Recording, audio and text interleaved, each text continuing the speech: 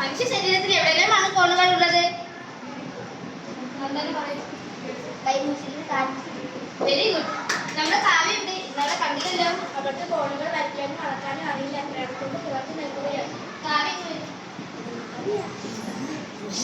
എന്തിനാണ് പറയുന്നത്? ടീച്ചർ, എനിക്ക് ഗണിതത്തിന് വട്ടപൂജ്യമാണ് വട്ടപൂജ്യം. അതുകൊണ്ട് ഇവരെല്ലാവരും എന്നെ വെറുതെ കളിയാക്കുന്നു. നിനക്ക് ഗണിതം പഠിക്കണ്ടേ?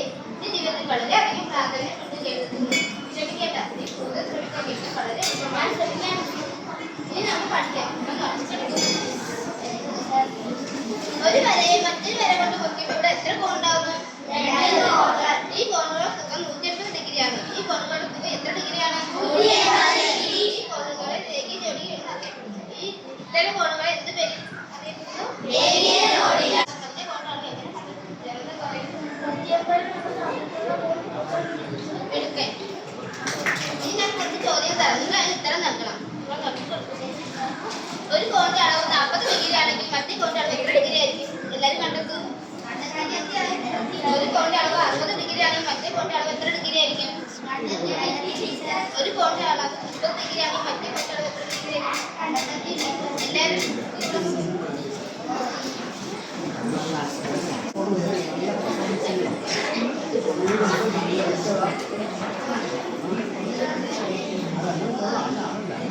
തുടർന്നും ഇങ്ങനെ തന്നെ വേണം. ഞാൻ പോകുന്നു.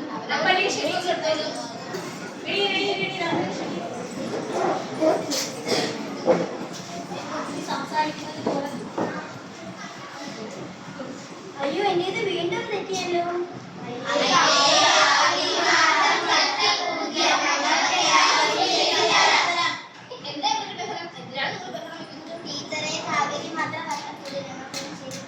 കാവ്യ ഇനി ആരും കളയാക്കരുത് കേട്ടോ. മോള് പോയി കുട്ടികളെ, നമുക്കിന്നൊരു ഗണിതശാസ്ത്രജ്ഞനെ പരിചയപ്പെട്ടാലോ? ദേശീയ ഗണിതശാസ്ത്ര ദിനം എന്താണ്? August 13, June 30, December 22. ശരി, കാവ്യക്കറിയാമല്ലോ. രാമാനുജൻ സംഖ്യ എത്രയാണ്? പറയാൻ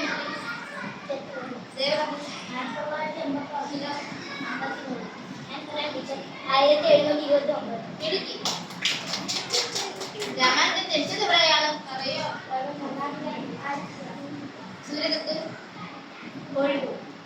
ശിവനന്ദ. തമിഴ്നാട്ടിലെ ഈറോഡ് ഉള്ള സ്ഥലം. Very good. രാമാനുജൻ ജനിച്ചത് ആരുടെ ജന്മദിനമാണ് ഡിസംബർ 22 ആചരിക്കുന്നത്?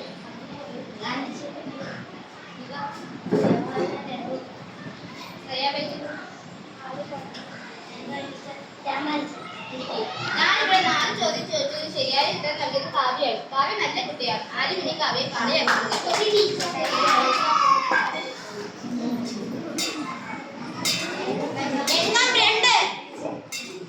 ടീച്ചറിന്റെ വീട്.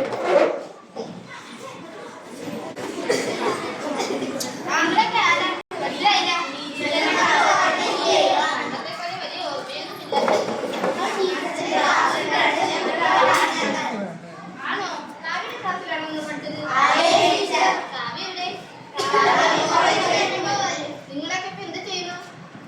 ഞാൻ വീട്ടമ്മ.